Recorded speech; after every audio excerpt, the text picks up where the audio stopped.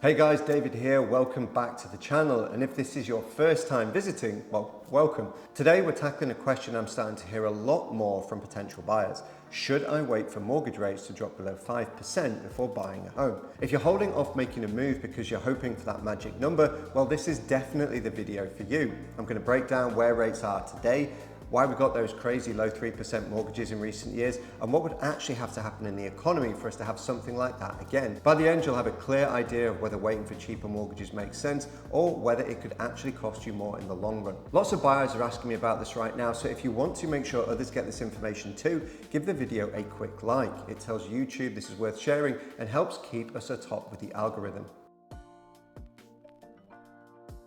First, let's rewind a little. From about 2010 through early 2022, mortgage rates sat below 5% for over a decade, at times even under 3%. But this was far from normal. It happened because of some very unique economic conditions, like the Fed slashing interest rates to zero after the 2008 financial crisis, whilst at the same time they also launched quantitative easing, which meant buying trillions in treasury bonds and mortgage-backed securities to directly push the cost of borrowing lower. Despite this, inflation stayed super low throughout the 2010s, which gave the Fed breathing room to keep money cheap. And then, of course, COVID hit, which triggered the most aggressive stimulus we've ever seen. That's where we got those 2.7% 30-year mortgages. So those rates weren't just the natural state of the market, far from it. They were actually engineered by some pretty extraordinary circumstances. Fast forward to today, September 2025, and the average 30-year fixed rate mortgage is still hovering above 6%. Inflation has come down from that 9% spike we saw in 2022, but it's still a little sticky around 2.9%, which is higher than the Fed would like it to be. The Fed has also started lowering interest rates a little, but borrowing money is still a lot more expensive than it was a few years ago.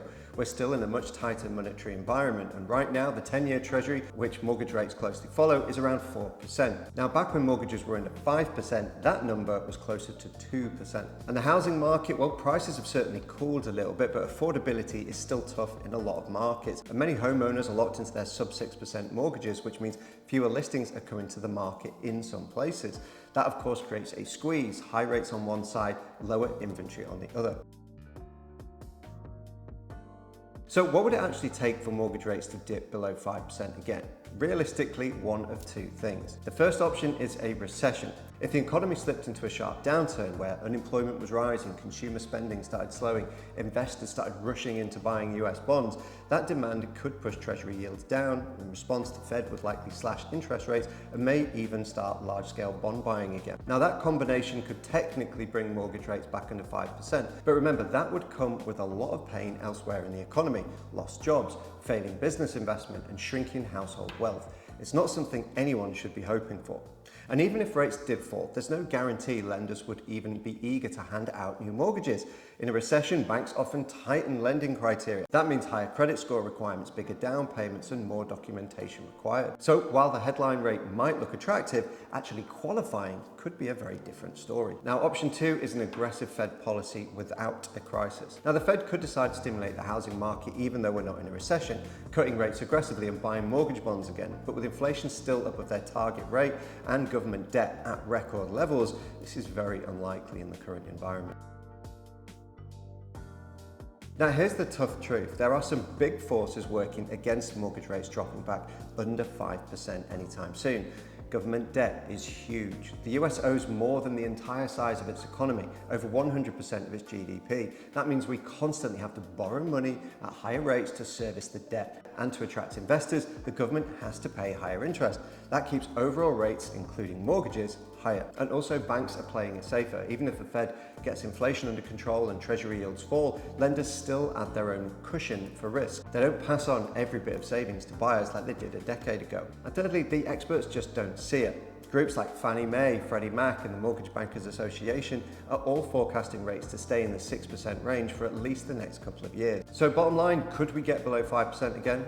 Maybe, but it's not the most likely outcome in the near future.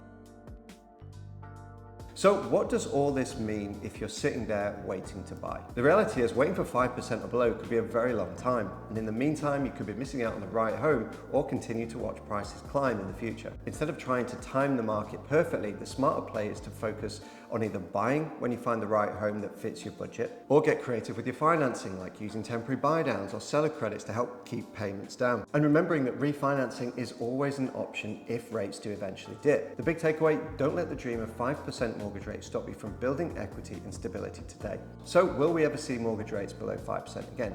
Maybe, but it would likely take a deep recession or some extreme Fed action, which of course nobody really wants. For most buyers, waiting around for that scenario just doesn't make any sense. Now, if you want help navigating today's market, whether it's structuring a smart offer, negotiating with sellers, or exploring financing options, feel free to reach out. And if you're thinking about moving to Sarasota, don't forget to grab my free relocation guide in the description below. Thanks for watching everyone, and I'll see you all in the next video.